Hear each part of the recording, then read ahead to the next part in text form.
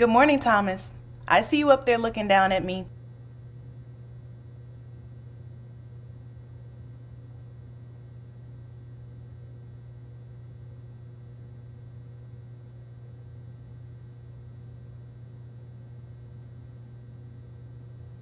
All right, Helen, what you got for me this morning?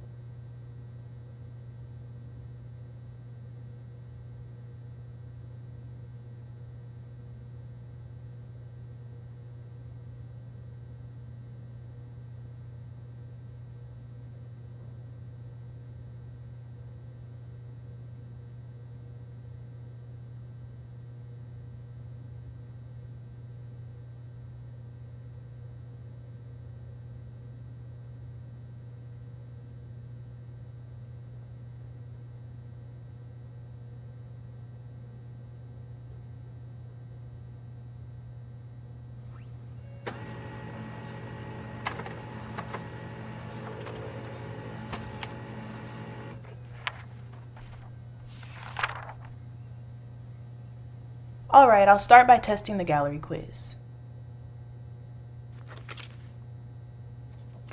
Let me grab a charged digital tour guide.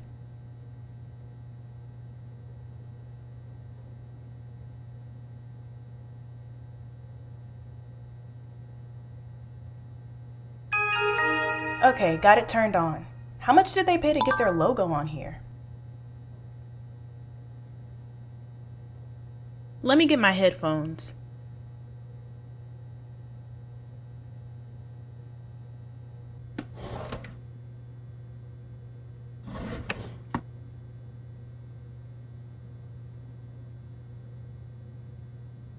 To the gallery. Let's get this quiz going.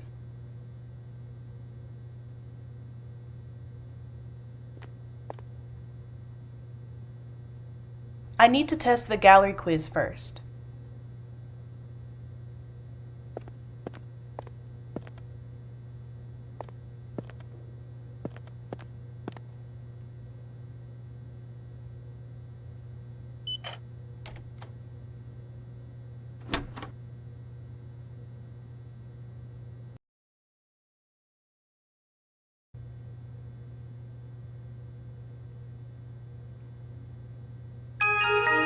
Gallery quiz. Got it.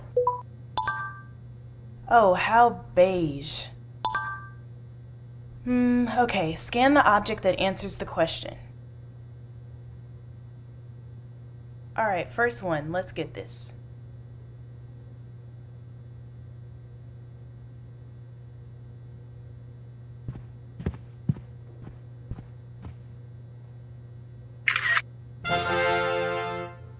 Literally the first painting. Not too tough so far.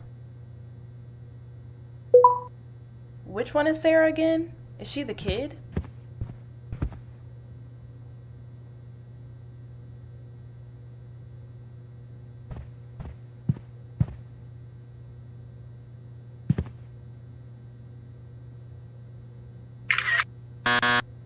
Nah, come on.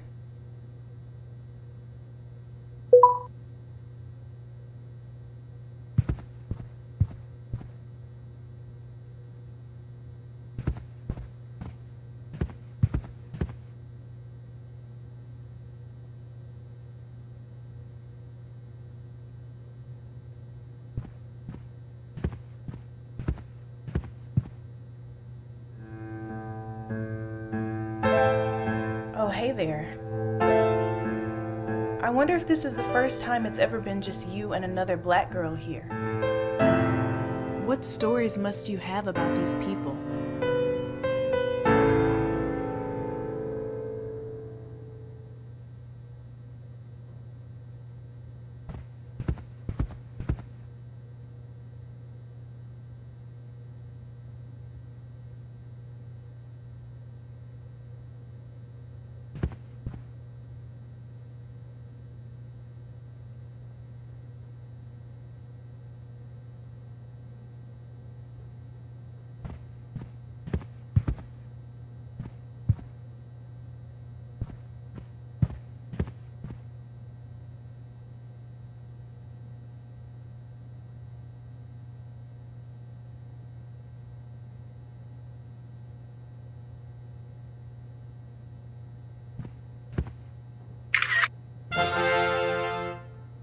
when you want to sit up really straight with two friends.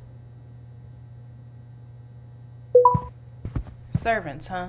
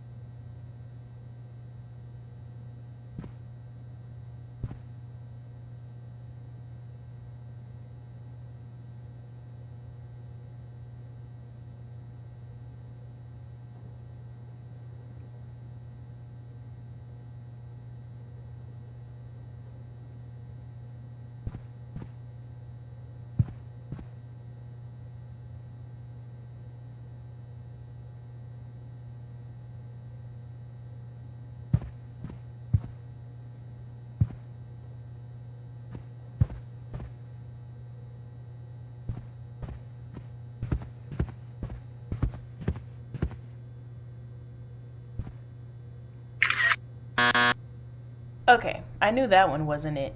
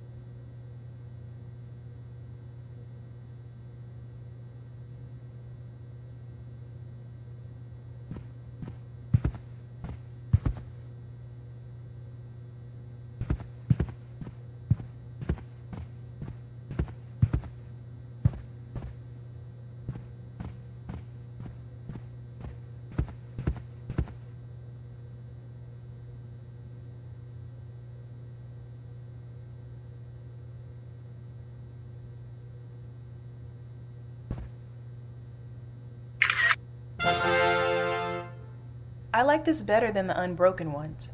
I bet there was more to this story. So aside from anything these people made up,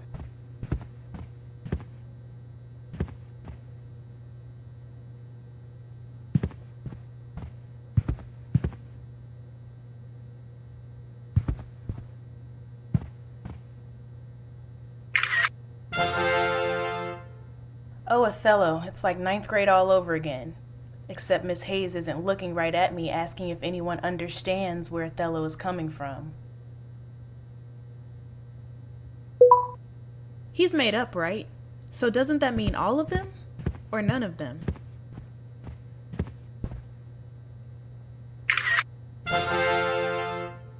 Somehow, this doesn't seem like it'd be very bright. This one has got to be easy.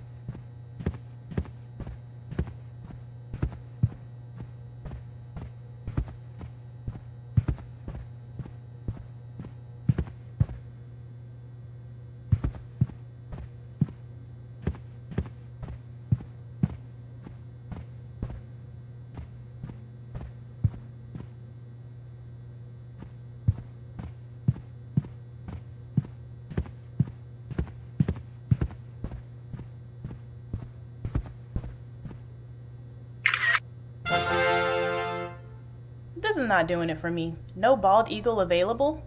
Although swans definitely did some messed up stuff in mythology, says my A+ in that class. This is a real bougie way of saying fake.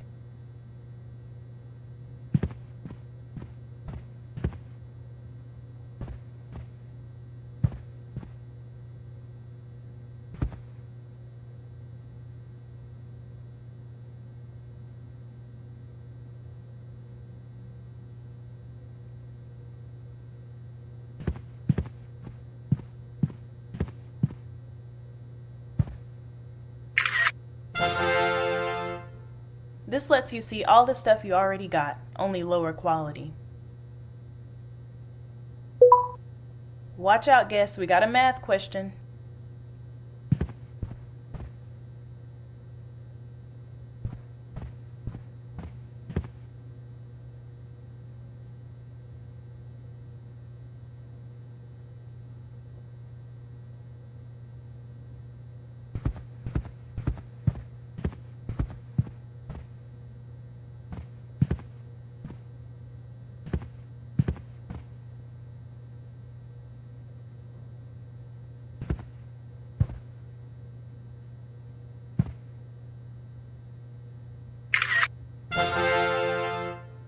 Are we sure one of these didn't burn down Blackhaven?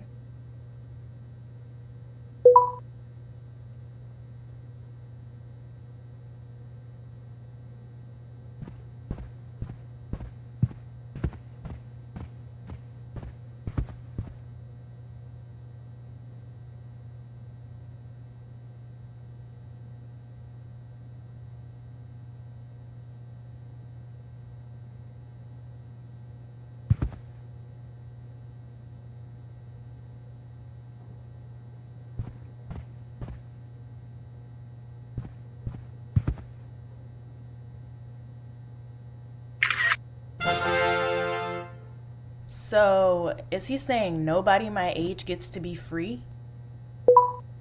I was gonna be like the couch, but we already did that one.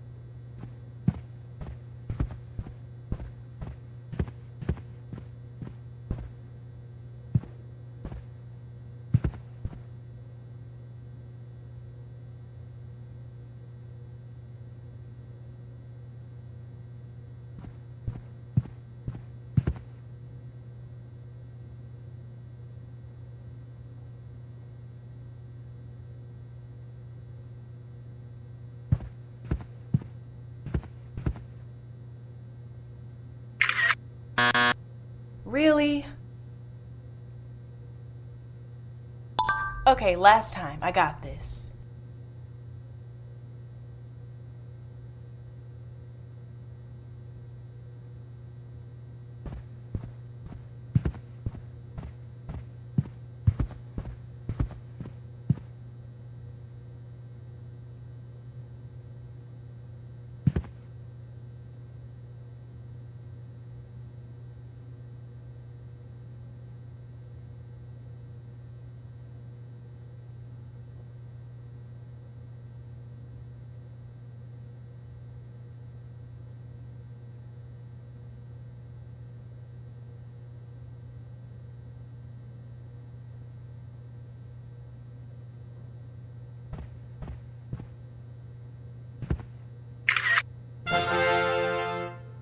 Literally the first painting. Not too tough so far.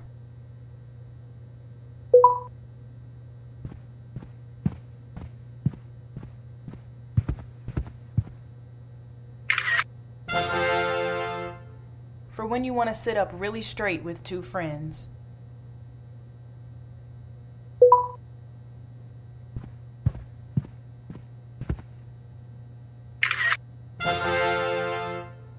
I like this better than the unbroken ones. I bet there was more to this story.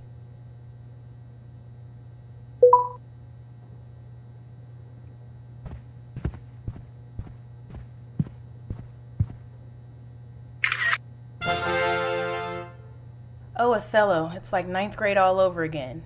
Except Miss Hayes isn't looking right at me asking if anyone understands where Othello is coming from.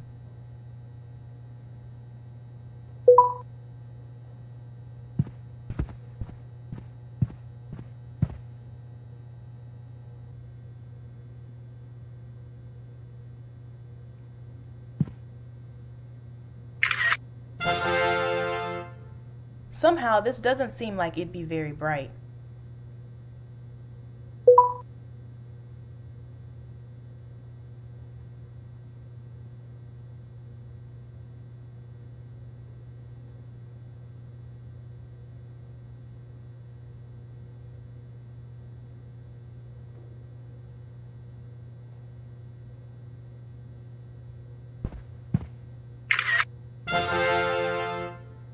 This is not doing it for me. No bald eagle available?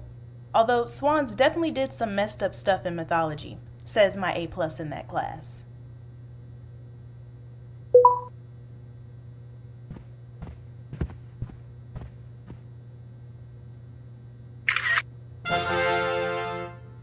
This lets you see all the stuff you already got, only lower quality.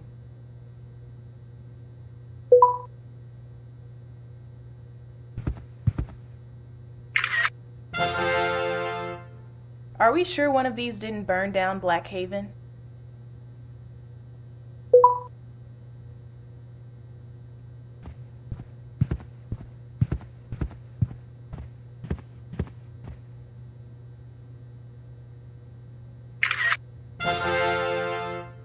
So, is he saying nobody my age gets to be free?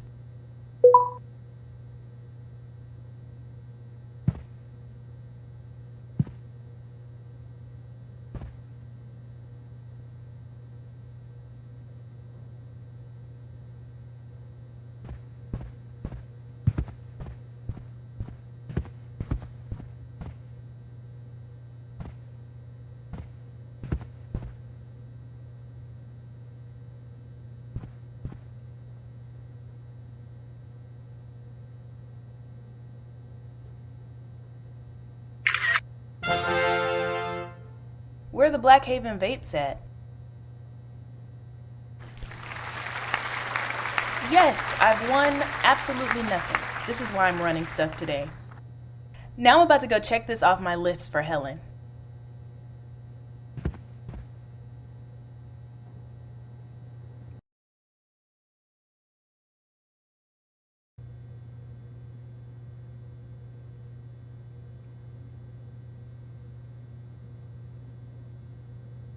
I need to go check the quiz off my list at reception.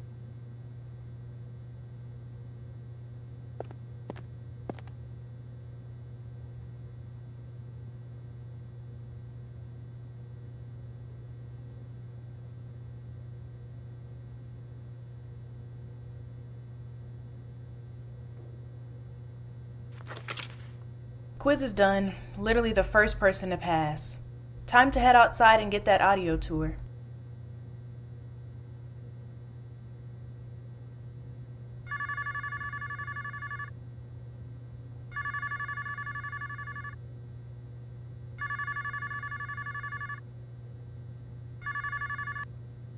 Good morning. Thanks for calling Blackhaven Hall. This is Kendra speaking. How may I help you? Oh, hi there. I had a question. Is Catherine there? I usually like to talk to Catherine. I'm sorry, she's not working today. Well, that's fine. I'm sure you can help me, Sandra. See, the thing is, I have a question about Thomas Harwood's military service. As you know, in 1765, Thomas Harwood was listed as captain of the county militia, who, by all accounts, wore the traditional pewter waistcoat buttons. But at a local auction, I have come across a brass button claiming to be from Harwood's unit. So what I need you to tell me is... Actually, sir, Because what I was thinking was, maybe this button is not from the county militia, but from the county enlistment of U.S. regulars. Mm-hmm. Because as you know, in Blanchard's, he shows that, wait, actually, the French scouts who were stationed with the U.S. regiment did have brass buttons. And they camped at Blackhaven in 1781, so that explains it. Uh-huh. Wow. Deidre, you have just been a huge help to me. Just absolutely fantastic. I cannot thank you enough. Keep up the good fight. Semper Fi. You're welcome.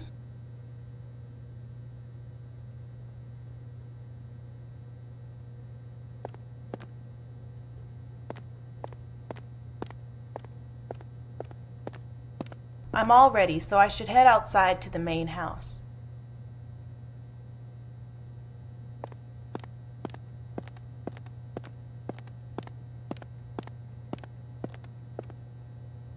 Ooh, finally my chance to read up on Blackhaven all by myself.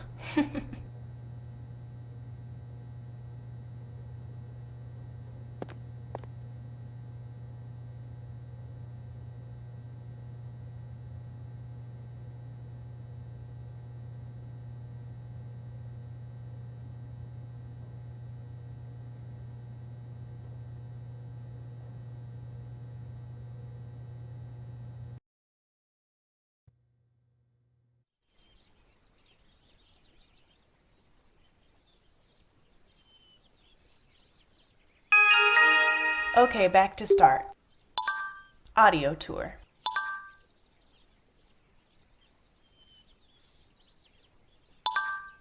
This is totally gonna ruin my Spotify.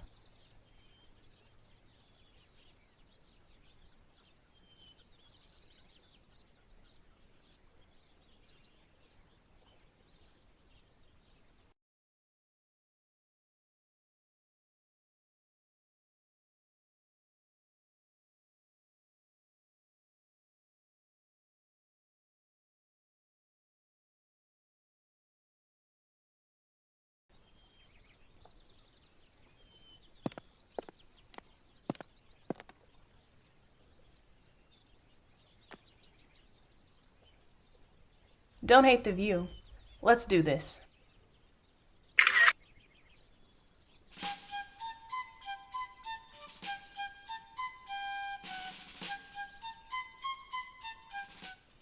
Welcome to the Blackhaven Hall Historical Society audio tour. I'll be your host throughout your journey into the world of Thomas Harwood, America's forgotten founding father. You can begin walking towards the house now. We recommend you take the path on the left. You can pause or restart each tour stop at any time by using the touchscreen on your personal digital tour guide. Once a stop is finished, just scan the QR code on another plaque to continue. Your digital device will show you the remaining stops you have left to visit. You can also rescan any plaque to hear its tour stop again. For the moment, let's forget the present and travel back to 1781, at the height of the American Revolution. You're now walking along the same grand entrance path that guests to Blackhaven took towards the mansion, after passing through the gate of the large brick wall that surrounded this yard. Blackhaven was not always so imposing. In the 1600s, this land was used mostly by small tobacco farmers who bravely crossed the ocean to start new lives in Virginia. But on a misty night in 1644, many of those lives ended. when a band of treacherous Indians launched a sneak attack, ruthlessly killing even women and children. Still to this day, some say you can see the ghosts of these families trying to find one another, some even without their scalps. These stories didn't intimidate Nathaniel Harwood. He smartly purchased discounted lots and began the story of Blackhaven as we know it. We'll continue our tour at the top of the hill. Damn, are they all gonna be that long? Or have ghosts?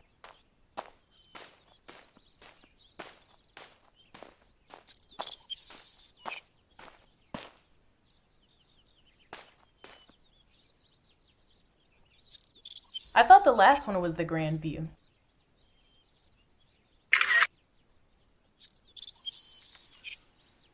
You've now reached the grand circle of Blackhaven Hall, where visiting carriages would parade. But in 1781, there were additional buildings. To the left stood the kitchen, built freestanding to keep out smells, smoke, and protect against fires. British cannon, however, were another story. To the right stood the fine stables, housing beloved animals, including Eleanor Harwood's legendary horse, Duchess. Let's take a closer look at the house. This girl really named her horse Duchess.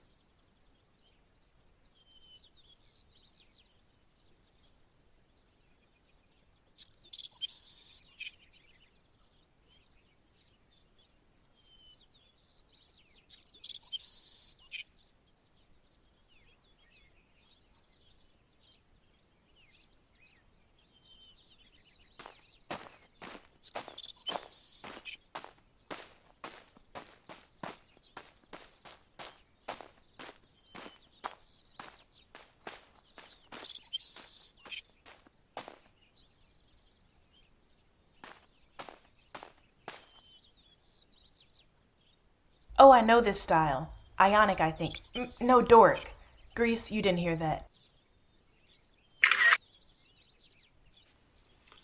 Before we go in, step back and take in Blackhaven Hall. This house is an example of Georgian architecture, named after British kings, like the tyrant King George III. This style features symmetry, balance, and Greco-Roman influences, but with little ornamentation. Thanks to a state-of-the-art structural glass restoration, Blackhaven now has regained its original form. This striking, award-winning design by international firm JJC Architects duplicates the original porches, peaked roof, and top rows of dormer windows. Completed in 2019 at a cost of over $20 million, the restoration received funding from Harcorp Industries and its CEO, Thomas Harwood III, and is even LEED certified. Let's go inside. They're really trying to boost the environment on a tobacco plantation.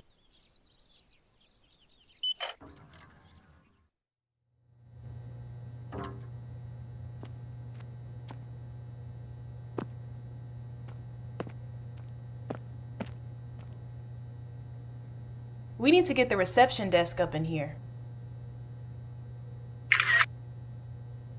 You're now in what was once one of the finest rooms in all of Virginia, with elaborate oak carvings handcrafted by Blackhaven carpenters. Straight ahead is the grand staircase, matching the exact dimensions of the original. You might be wondering at this point what's under your feet. Below is one of the vaulted Blackhaven Cellar Rooms. You can explore the cellar in a later stop. The open spaces to the right likely held parlors for the Harwood family to relax together. Let's go through the doorway to the left, into the former Harwood dining room, where meals were brought from the kitchen every day. Operating an 18th century household was hard and thankless work, requiring cooking, cleaning, lighting fires, and managing staff. But according to Thomas's diary, his wife Sarah did so always with a smile. To see how Thomas showed his gratitude, head through the door to the outside. Yeah, Sarah must have really thrown her back out for everybody.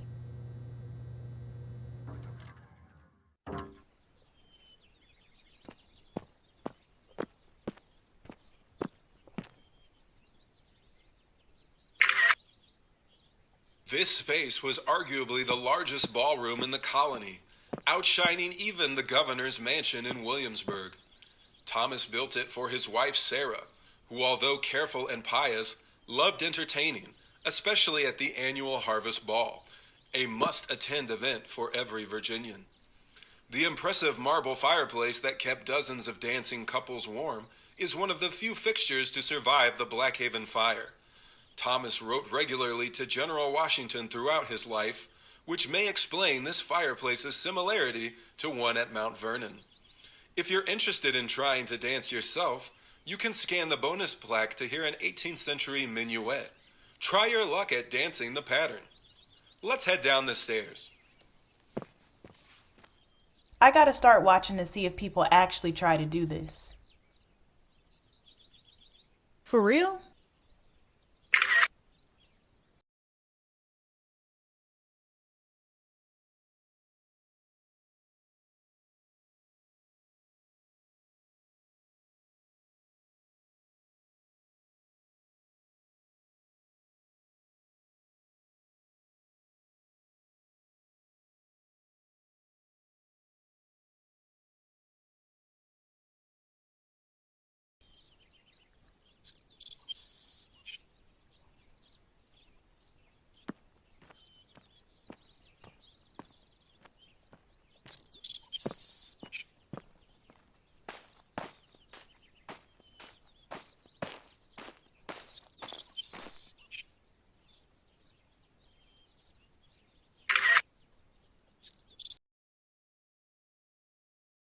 The brick arch above has become known as the Defiant Gate because its majestic and haunting shape survived the Blackhaven fire.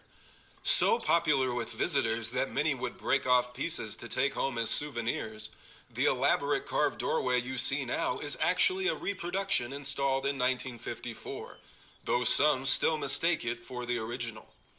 The gate has also hosted many weddings, and local superstition says no unmarried couple can pass through together or their love will be forever broken.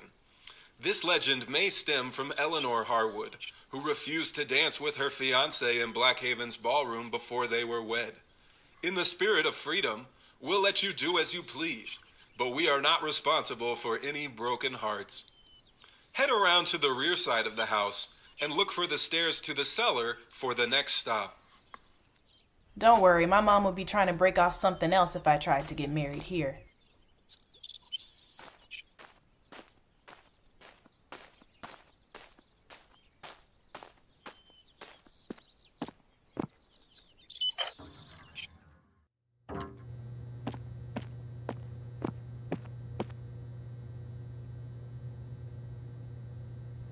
Come on, guys.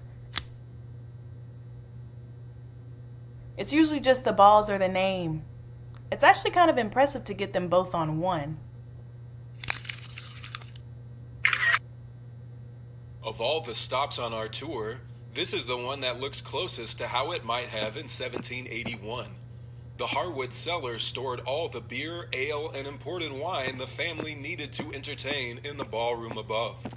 If you look up now, you can see the first level where we stopped before. You may also notice curious drawings on the cellar walls. Visitors to the Blackhaven ruins notice the central symbol, naming it Harwood's Lucky 8, and the shape has come to represent the resilience of the Harwood family. Although Thomas loved codes and ciphers, we don't know who drew the original, and many subsequent tourists added their own variations. These are now their own history and protected by glass, but you're welcome to add your own on our post-it wall. It really doesn't look like an 8, though.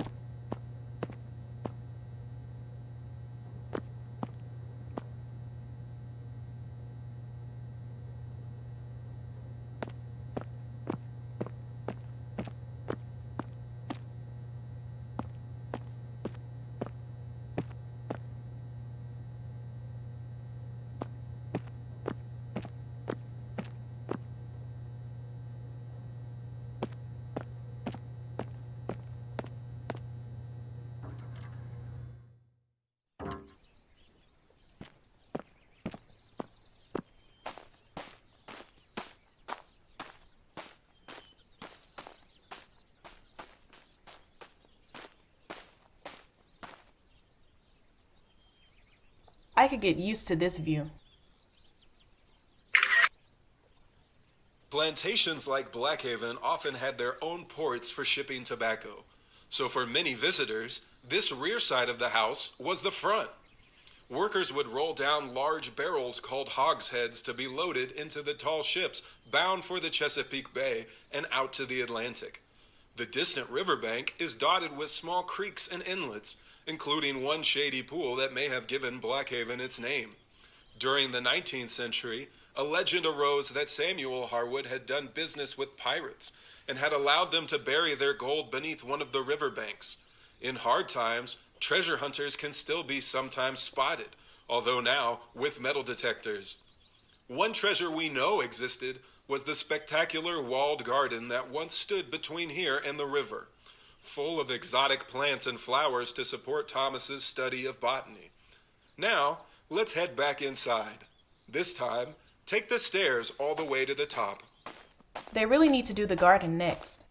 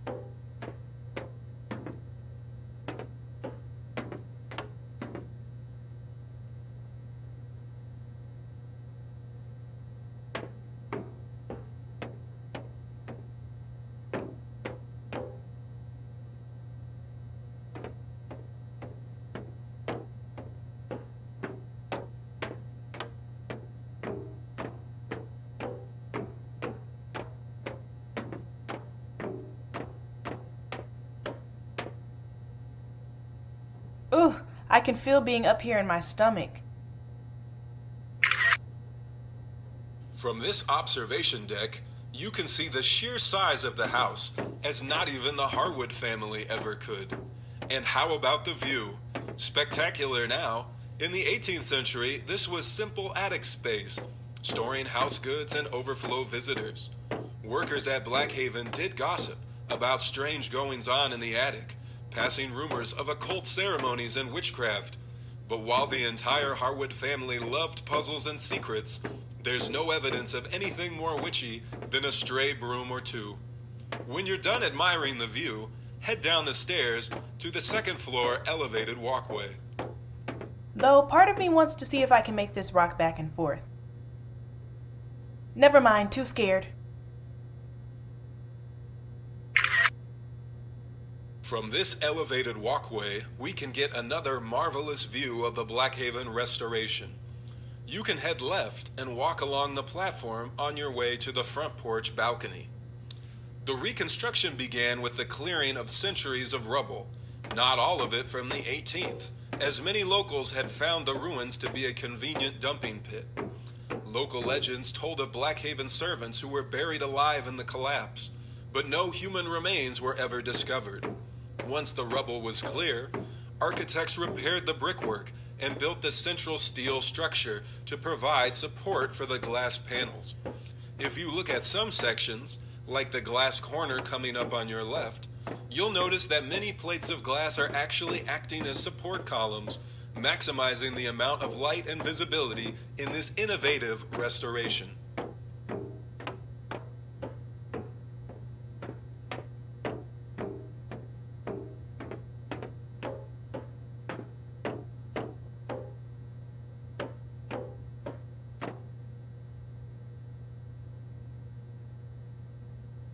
Well, looks like another stray post-it. Not sure which high school this is supposed to be for. I'm pro dog, though.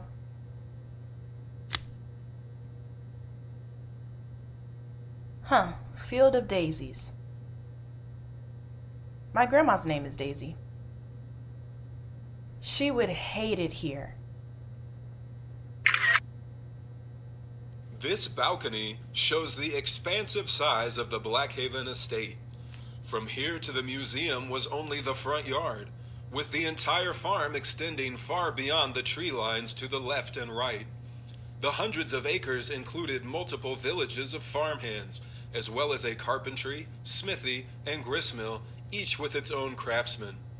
And we are still learning more about Blackhaven even in the 21st century. On the plaque below is a traveling visitor's map of the entire estate, only recently discovered in the Library of Congress in 2006. Now continue back out and take a left into the Harwood bedroom.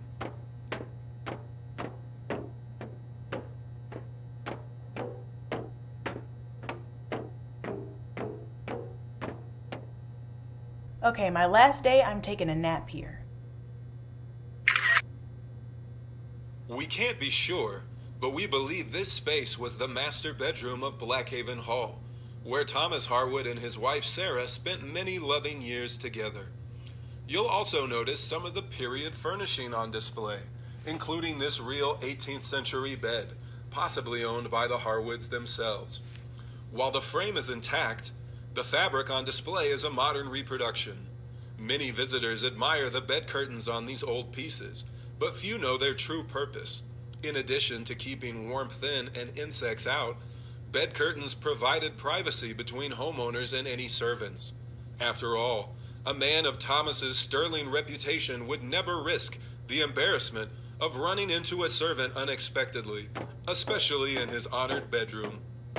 Now head out to the rear balcony overlooking the river for our next stop. Like they know what Thomas was getting up to in here.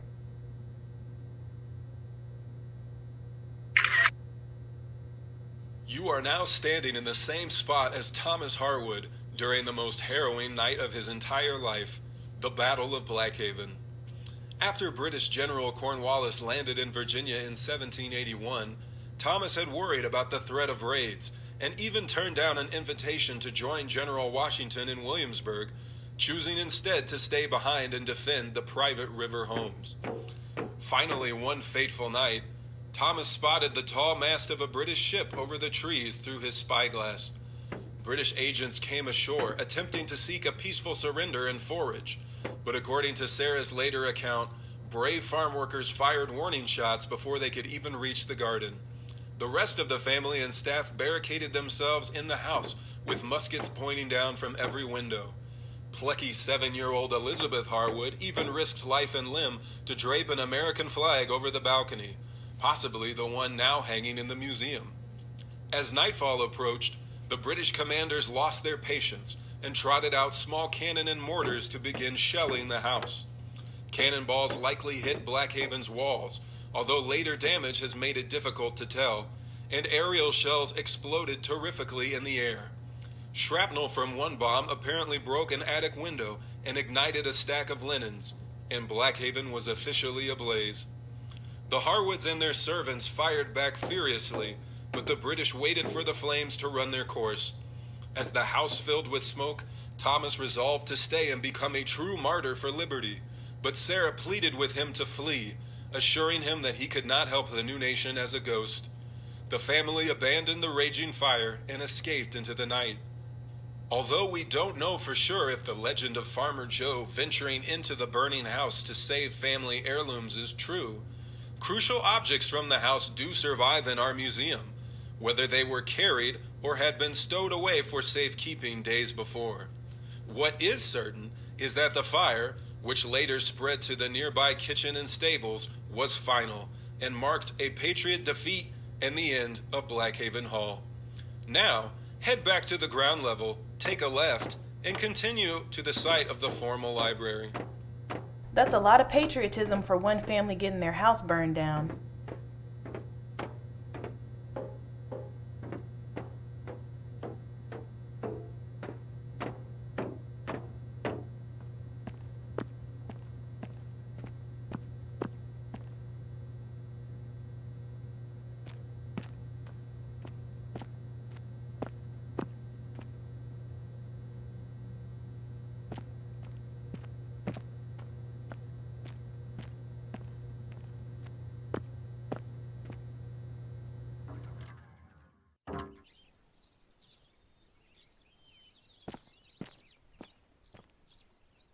Ugh, the most interesting room, and this is all they've got to show.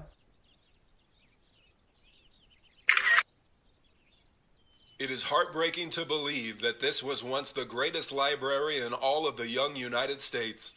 Filled with hundreds of leather-bound books, scientific instruments, and exotic animal and mineral specimens, the Blackhaven Library was designed by Thomas himself. His collection dwarfed even Thomas Jefferson's, and had it survived, Blackhaven's books, not Monticello's, might have been the basis for the Library of Congress. Lost, too, were Thomas's brilliant journals, some reportedly written in code, full of observations and experiments that might have rivaled Ben Franklin's. Little of the structure remains, possibly because the books here fueled an even hotter fire. The fire of Thomas Harwood's life would soon, too, burn out. Nearly a year after the battle, he began to suffer again from a mysterious illness that had plagued him for years. He finally succumbed to the disease and was buried with honor in Williamsburg before a massive crowd of patriots. Thomas's unexplained death spawned rumors of a poisoning, and even that Sarah had drugged Thomas after he had discovered a secret affair. But modern historians have found evidence only of a loving marriage and theorize that local Tories may have spread the rumors to discredit Thomas. His life now shines as an example to every American, a patriot who loved his wife and his country. You can now head down the stairs and to the left to the final plaque along the trail. They used a lot of ifs for Thomas in that one.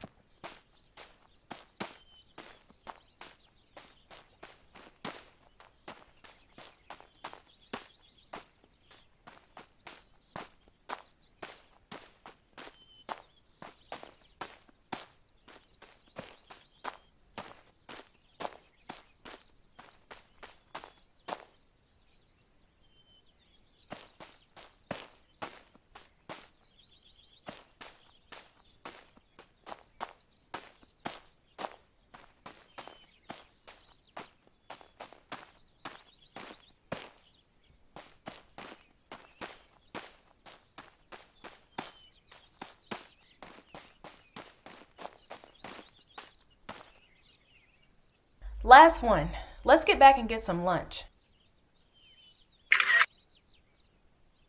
This is the final stop in our audio tour. We recommend you head back to the museum using the left trail. Blackhaven Hall was never to be rebuilt, as Thomas had vowed that the ruins stand forever as a monument to British treachery.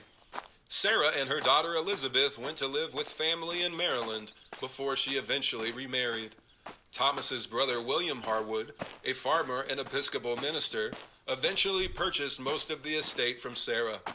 A few miles down the road, he built his own new grand home at Oakmont, named for the small tree-covered hill nearby. Oakmont's foundations were built by dismantling the Blackhaven lawn and garden walls to make use of the bricks. Oakmont lacked the imposing size and grandeur of Blackhaven Hall, but the Harwoods continued their commitment to defending liberty and free enterprise for every American. Although their loyalties to their Virginian countrymen required them to defend against the Union in the Civil War, the nation mended its divisions and ventured into the 20th century even stronger. Now the family is arguably more famous for Harcorp Industries, a global economic juggernaut, but their story of American success began right here in the humble fields of Blackhaven. This concludes the Blackhaven audio tour. If you haven't already, be sure to visit our galleries and to pick up something for the special patriot in your life at our gift store. Oakmont Plantation, Still, the current residence of the sixth generation of the Harwood family is open for scheduled tours the first and third weekends of every month. And don't forget, both Blackhaven and Oakmont are available for weddings, anniversaries, and corporate events. We hope you enjoy the rest of your visit and find your own ways to honor the memory of our founding fathers. As Thomas Harwood once wrote, liberty is entrusted only to them who will work for it. Goodbye. Pretty sure there were some people working here who didn't get their liberty.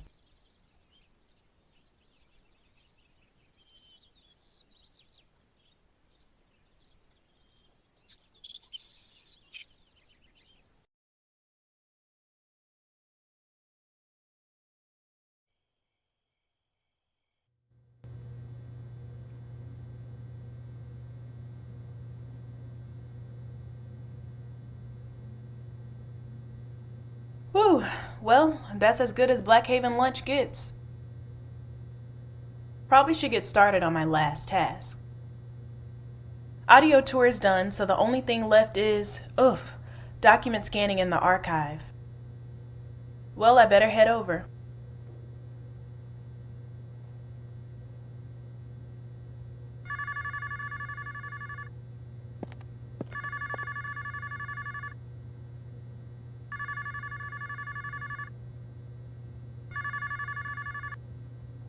Good afternoon. Thanks for calling Blackhaven Hall. This is Kendra speaking. How may I help you? Oh, hello, Kendra. Thank you so much for taking my call. I just had a couple tiny little questions about y'all's wedding options. So, we're considering a date in September. We're going to have the ceremony on the lawn with the great big oak trees and the view of the river, and the reception in that magnificent new glass structure thing. But my question is, we're going to have a true flock of bridesmaids and us girls all stomping around all day in 4-inch heels. We need a place to take a load off away from the boys. And well, we thought it'd be a hoot if we could hole up in one of those little cabins. The cabins? Yeah, you know, the cute little ones with the droopy little chimneys that look like summer camp. Oh, I'm sorry, ma'am. Blackhaven Hall is a large brick 18th century mansion. Oh, honey, I know Blackhaven. I just mean like, when we went to have cotillion at Shady Grove Plantation, they have those cute little cabins in a row out back.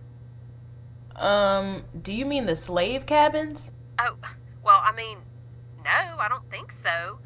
You know, we just thought it would be fun. You thought it would be fun for you and your girls to put your feet up in a slave cabin? Oh, you know, honey, I've kept you on the phone far too long. You must be so busy. I'll try back another time. I'm not busy. So thank you so much, dear. God bless.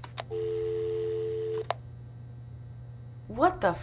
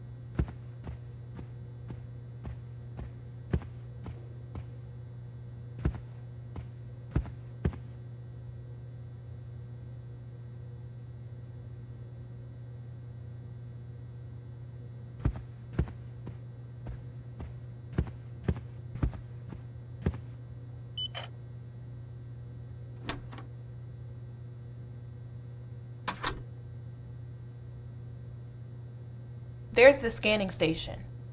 Now I have to go find the right box from the archive. Looks like I need Thomas first. I'll leave that there for now.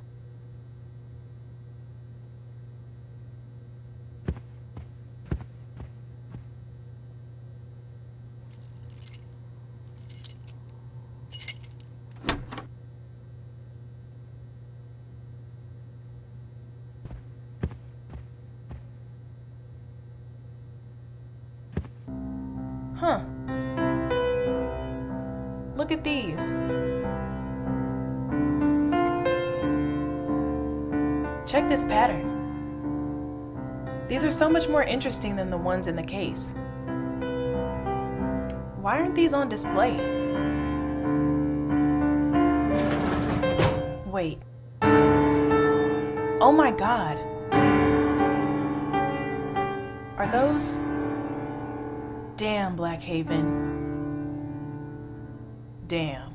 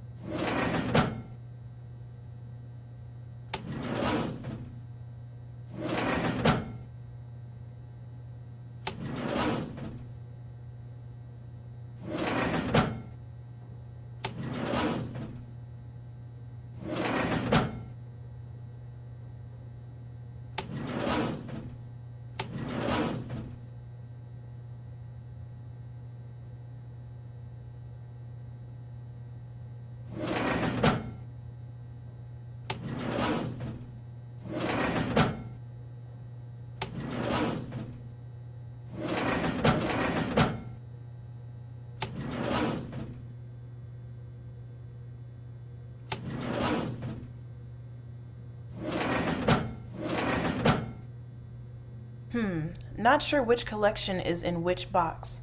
Maybe there's a reference around here somewhere.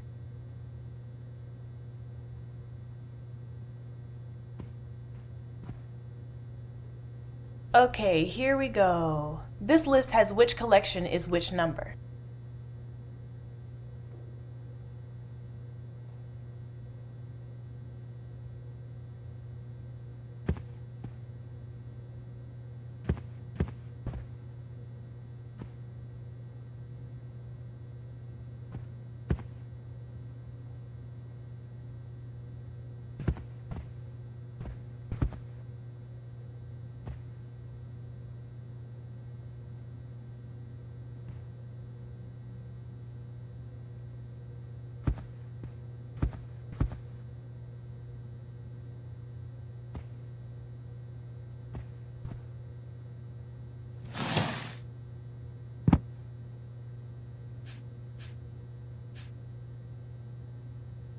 I don't think this is the right folder.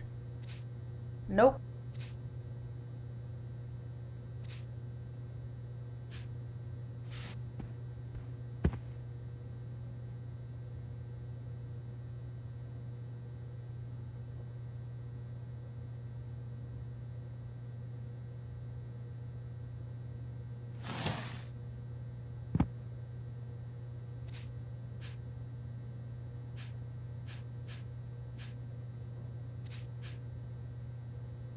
Nah.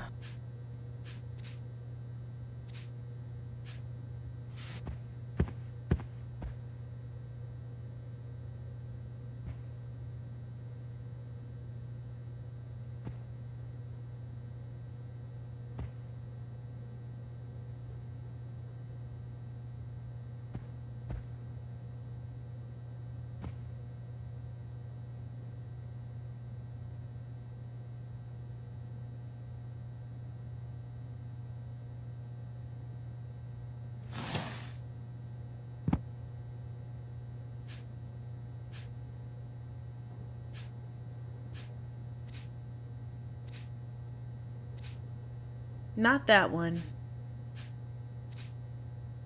Nah. Nope. Not that one. Nope.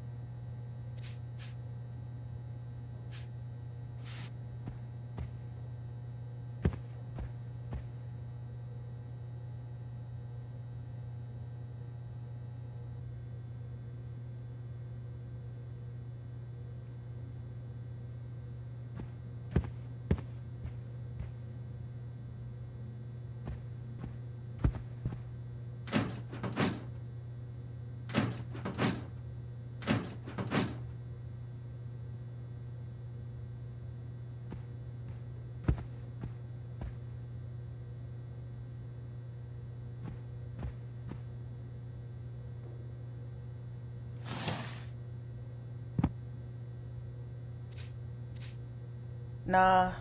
Nope. Nah. Not that one.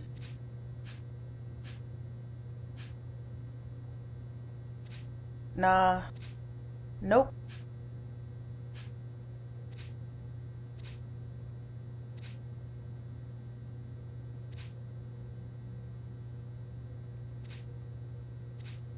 Nah.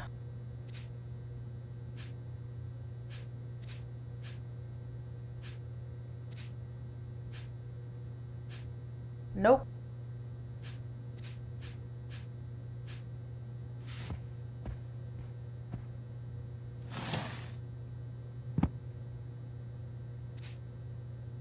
Nah. Not that one. Nope.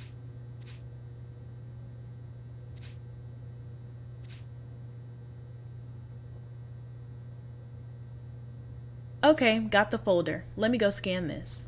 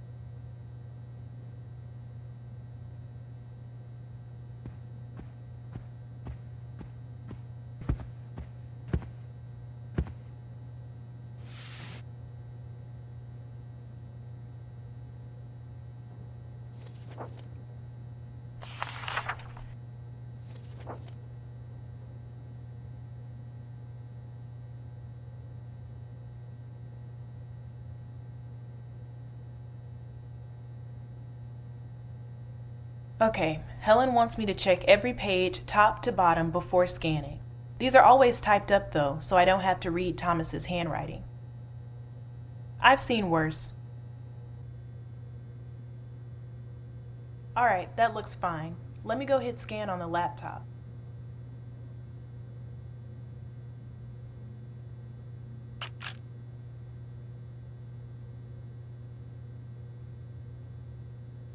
Better finish my scanning before I go anywhere else.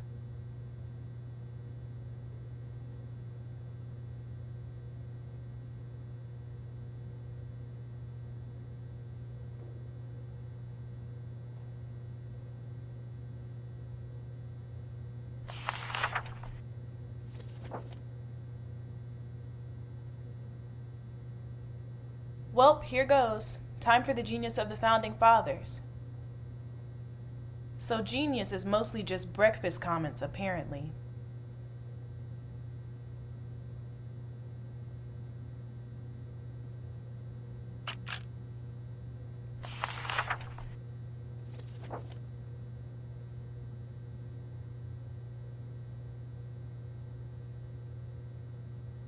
I guess Thomas does seem gentle with kids, though he put this one to sleep.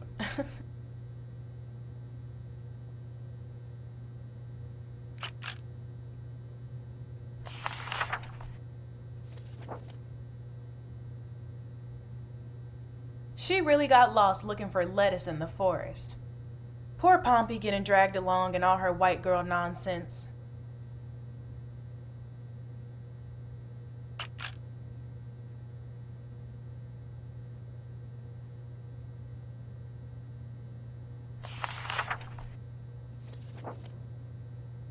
Wait, the matter with the cabbages got resolved?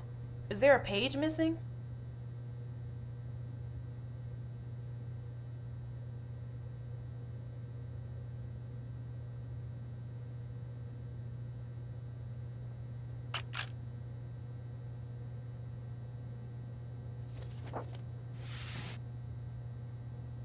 Better put this back in the box.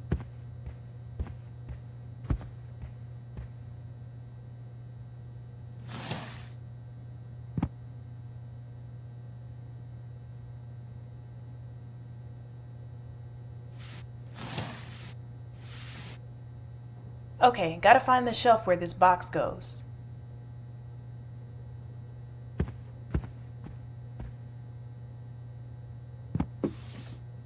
Ready for the next folder.